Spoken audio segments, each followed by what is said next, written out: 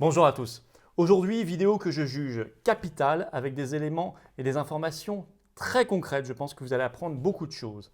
Ce 2 janvier se réunit pour la première fois à Colmar la collectivité européenne d'Alsace, née le 1er janvier. Vous remarquez tout de suite son nom, collectivité européenne d'Alsace, et je vous ai mis son logo sur la miniature de cette vidéo. Il y a dedans, vous le verrez, les étoiles du drapeau européen, directement incorporées.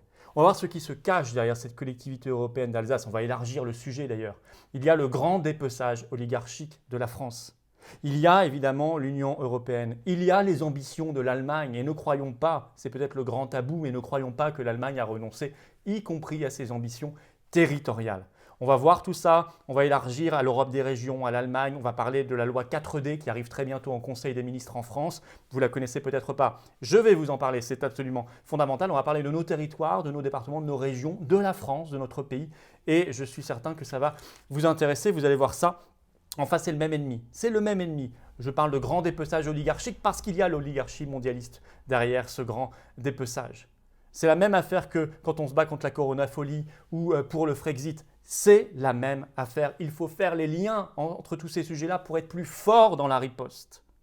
Et moi, je ne confonds pas lutter contre le grand dépeçage oligarchique de la France et valoriser ce qui fait la France, la belle diversité, le beau pluralisme de paysages, de terroirs français. C'est beau l'Alsace, c'est bien la Bretagne, c'est bien la Corse, c'est bien l'Outre-mer, c'est bien l'Île-de-France, c'est bien la Provence, c'est bien la Picardie. C'est ça la France aussi. Et valoriser cela, ça n'a rien à voir avec participer à l'œuvre mondialiste de dépeçage oligarchique de la France, dont la collectivité européenne d'Alsace est un des grands symboles et fers de lance aujourd'hui. Comprenez bien ça. Eh bien, on se bat contre tout cela.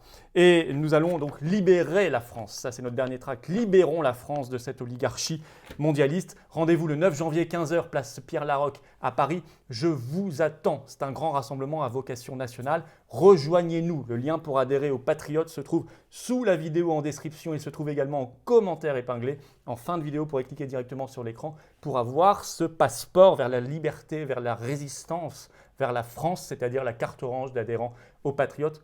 Il ne faut, en ce début 2021, surtout pas rester seul et isolé. J'ai besoin de vous, on a tous besoin les uns des autres. Bienvenue d'avance aux Patriotes.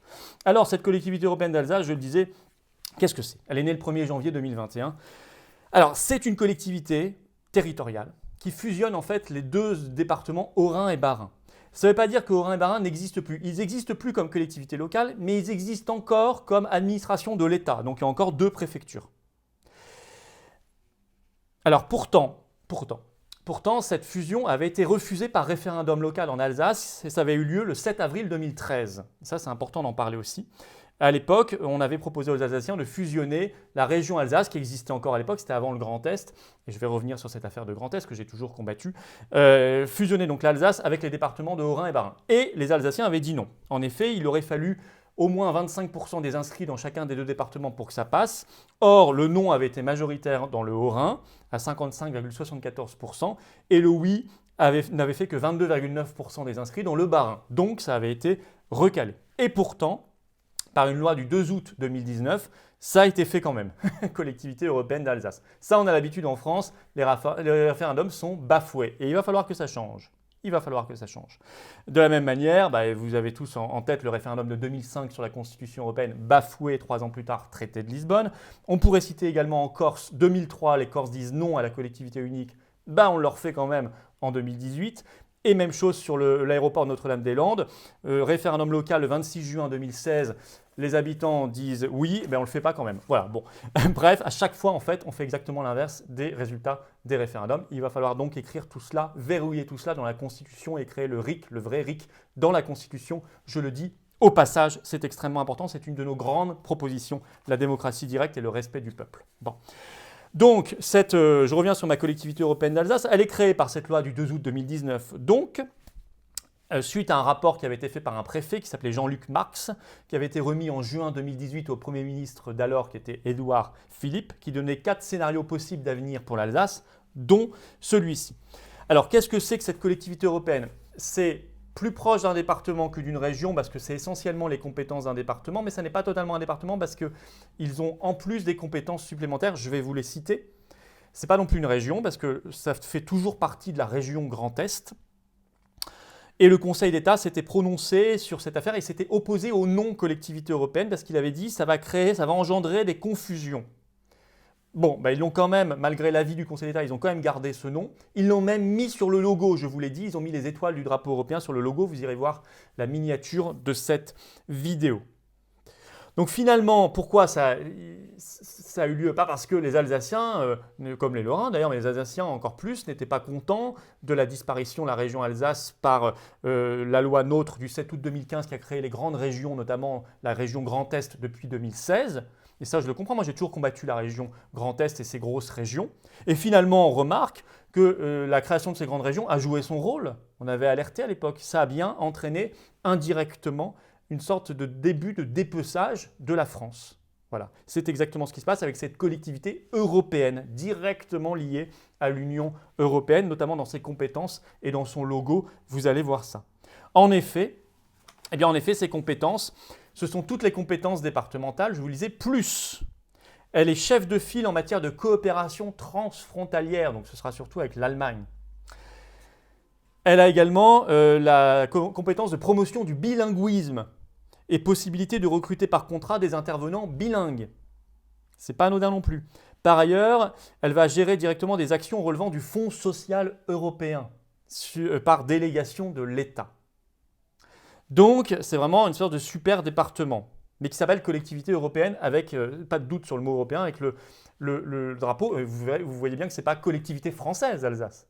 Ce n'est pas de même collectivité d'Alsace. C'est même pas département d'Alsace. C'est collectivité européenne d'Alsace avec les étoiles du drapeau. J'insiste parce que c'est extrêmement significatif. C'est une première. Hein, et c'est extrêmement important. Alors évidemment qu'il y a un lien intime avec l'Union européenne et je dirais même avec l'Allemagne derrière. On va y revenir.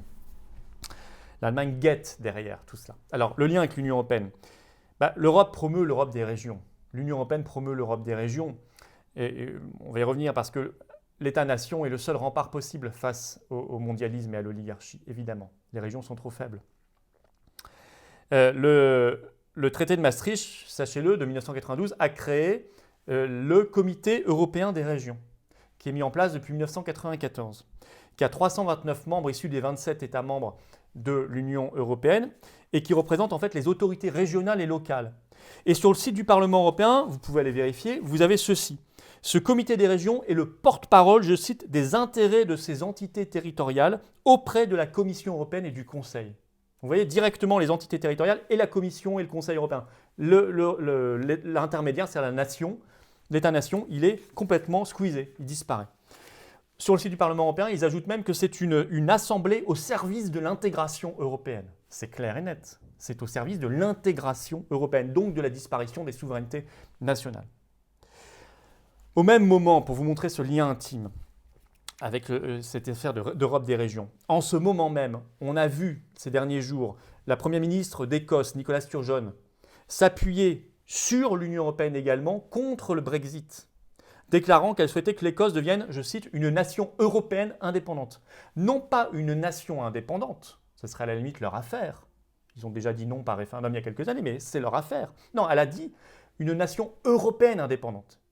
Ce qui est un oxymore, ce qui n'a pas de sens. Vous ne pouvez pas être indépendant et en même temps dans l'Union européenne. C'est pourtant tout à fait son ambition. Alors, on voit par ailleurs émerger de plus en plus ce qu'on appelle les eurorégions. Alors, les eurorégions, elles existaient pour certaines depuis longtemps, mais maintenant elles ont un cadre réglementaire lié à l'Union européenne. En fait, depuis un règlement européen du Parlement européen du 5 juillet 2006, c'est le cas. En effet, ce règlement du 5 juillet 2006 a créé les GECT, c'est-à-dire les groupements européens de coopération territoriale. Et la plupart des eurorégions aujourd'hui sont des GECT juridiquement. Donc maintenant, sont totalement liés à l'Union européenne. Ce qui n'était pas forcément le cas avant, où c'était juste de la coopération entre les frontières, ce qui peut tout à fait s'entendre. Non, maintenant, c'est totalement lié à l'Union européenne. Alors la première d'ailleurs, et l'Allemagne est souvent dans le coup, hein. La première, ça date d'ailleurs de 1958, ça s'appelait l'Euroregio, tout simplement, entre l'Allemagne et les Pays-Bas.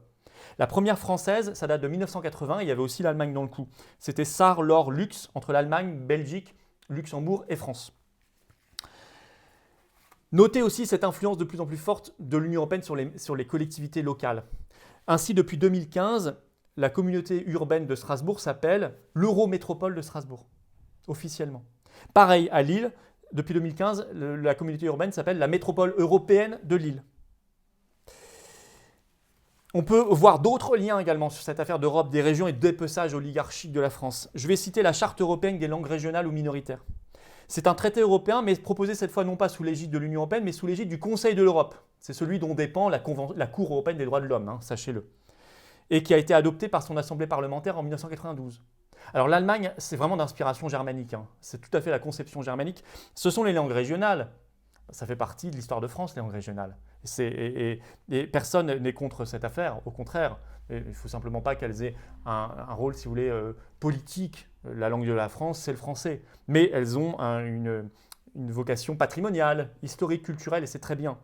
Mais ce sont aussi, dans cette charte, les langues minoritaires. Les langues minoritaires, ce sont les langues issues de l'immigration. Alors l'Allemagne l'a mis en vigueur dès 1999, en fait avait signé cette charte dès 1992 et l'avait ratifiée en 1998. La France l'a signée en 1999 mais ne l'a pas ratifiée pour le moment. Et il ne faut pas qu'elle la ratifie, mais elle n'a pas non plus retiré sa signature. Donc cette charte, elle continue d'exister et de menacer, d'être une épée de Damoclès au-dessus de l'unité française. Alors je disais, il y a l'Allemagne derrière tout ça. Déjà, vous le voyez de manière assez évidente, elle est très impliquée dans les euro-régions, dans cette charte européenne des langues régionales et minoritaires. On voit bien qu'elle est très présente. Mais en réalité, on sait qu'elle utilise toujours l'Union européenne pour ses intérêts. Par exemple, l'Allemagne vient de faire passer un accord entre l'Union européenne et la Chine.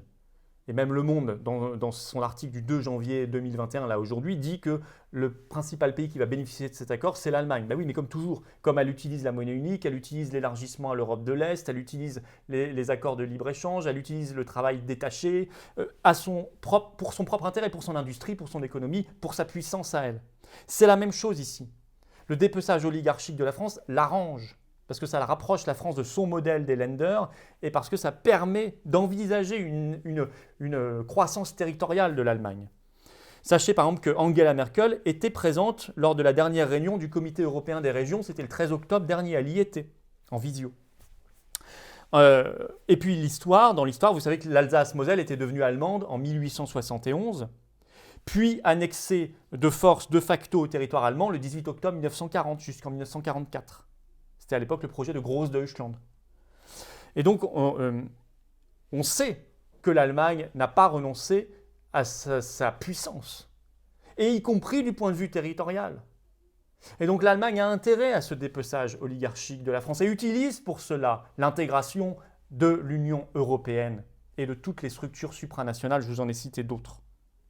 D'ailleurs, la Moselle qui était également dans le territoire allemand pendant les périodes que je vous ai citées. Il faut remarquer que depuis 2019, officiellement dans son logo, comme une marque, le département de Moselle s'appelle l'Euro-département. Vous irez vérifier sur le site de la Moselle, ça s'appelle l'Euro-département de Moselle. Et ça date de 2019. À côté de cela, les autorités françaises sont complices, comme toujours. Elles vont bientôt faire passer en Conseil des ministres un projet de loi dit 4D, pour différenciation, décentralisation, déconcentration, décomplexification. Bon, rien que le dernier mot, décomplexification, moi, rien qu'entendre ça, ça complique tout. Mais bon, c'est 4D. Le quatrième a été rajouté en décembre 2020. Avant, c'était la loi 3D. Maintenant, c'est la loi 4D. C'est une loi. On y reviendra quand elle sera vraiment sur la table. Je ne vais pas rentrer dans le détail aujourd'hui, mais sachez que c'est une loi qui va aider les collectivités territoriales à déroger encore plus souvent aux lois. Donc qui va rompre l'égalité des Français devant la loi. Ce qui était un principe héritier, non pas simplement de la République, c'était un héritage de la nuit du 4 août 1789, où il y avait un accord entre les monarchistes, les Girondins et les Jacobins, pour faire de l'histoire. Et d'ailleurs, l'unité française, c'est tout le travail au travers des siècles déjà des rois et des Capétiens, avant même la République. Donc c'était vraiment un consensus national et historique français. Là, il y aura rupture. Elle va également, cette loi 4D, conduire à la création de collectivités à statut particulier. Ça va être la France à la carte, style collectivité européenne d'Alsace. Mais déjà, on évoque que la Bretagne pourrait avoir le même statut que la Corse. Et sachez que Richard Ferrand, il pousse en ce sens pour se constituer un fief local en Bretagne. Et la ministre Jacqueline Gourault, qui est ministre des Relations avec les collectivités territoriales, a déclaré le 13 septembre dernier lors des campus d'En Marche qu'elle était d'accord pour que la Bretagne aille vers le même statut que la Corse, une semi-autonomie. Alors cette loi 4D, ce projet de loi passera en Conseil des ministres normalement fin janvier 2021 ou début février 2021. C'est ce qu'on a appris. On en reparlera. Mais c'est la même logique. Alors que faire ? Bien comprendre d'abord que la nation, l'État-nation, c'est le seul rempart face au mondialisme et à l'oligarchie. C'est pour cela qu'il est attaqué de toutes parts aussi férocement. Il est attaqué par la crise Covid. On y revient suffisamment, vous le savez. Il est attaqué par l'Union européenne, les transferts de compétences. Vous le savez très bien. Mais il est attaqué aussi, il est attaqué par l'immigration massive pour diluer l'État-nation. Mais il est attaqué aussi par ce dépeçage oligarchique par le bas, avec ce symbole aujourd'hui de la collectivité européenne d'Alsace, mais ce n'est pas le seul sujet. Il faut donc tenir bon sur la nation et l'État-nation et le renforcer. Il faut donc faire le Frexit, évidemment. Il faut mettre fin à ces grandes régions fusionnées de 2016, la Grand Est et tout ça. Ça n'a aucun sens. Il doit y avoir l'Alsace, il doit y avoir la Lorraine, il doit y avoir l'Île-de-France, la Picardie, parce que c'est ça la France.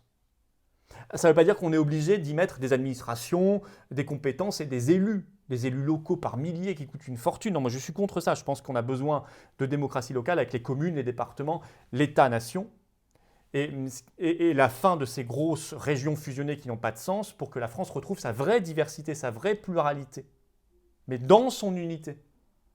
Ce qui permettra de faire des économies, on aura beaucoup moins d'élus locaux, ce sera plus simple, moins complexe, tout le monde s'y retrouvera. Et ça, c'est une grande réforme aussi qu'il faut faire. Mais respecter la France riche de sa pluralité, de cette diversité dont parlait si bien un Fernand Braudel et tant d'autres. C'est magnifique, mais à condition que la France soit souveraine, qu'elle soit unie. Elle sera à même de faire vivre cette richesse des territoires, y compris, j'y mets l'outre-mer, cette richesse des paysages, des terroirs, des géographies, des richesses humaines, des héritages. Et ça, vous voyez bien que ce modèle-là, où on respecte la France dans ce qu'elle est, sa diversité à travers l'histoire, mais dans son unité, mais elle est souveraine, c'est très différent de ce qu'on vit en ce moment. Le grand dépeçage oligarchique. Vouloir qu'il y ait l'Alsace, ça n'est pas vouloir qu'il y ait la collectivité européenne d'Alsace. C'est très différent, je dirais même que c'est l'inverse. Avec à terme un avenir allemand, européiste, ou on ne sait quoi. C'est une horreur. Voilà, c'est ça, si vous voulez, le modèle que nous développons, que nous prônons aux patriotes. Donc il faut comprendre qu'on doit cesser la soumission à l'Union européenne par le Frexit et cesser la soumission, y compris intellectuelle, à l'Allemagne. Refuser définitivement la charte des langues régionales et minoritaires, refuser cette soumission, être un pays souverain. Si vous êtes d'accord avec cette vision des choses, je vous invite à adhérer aux Patriotes. Le lien se trouve ici en cliquant directement sur l'écran. Le lien se trouve également sous la vidéo en description et en commentaire épinglé. C'est un passeport vers l'esprit critique, un passeport vers la résistance, un passeport vers la France. Je vous attends, on vous attend tous. Allez, vive la France!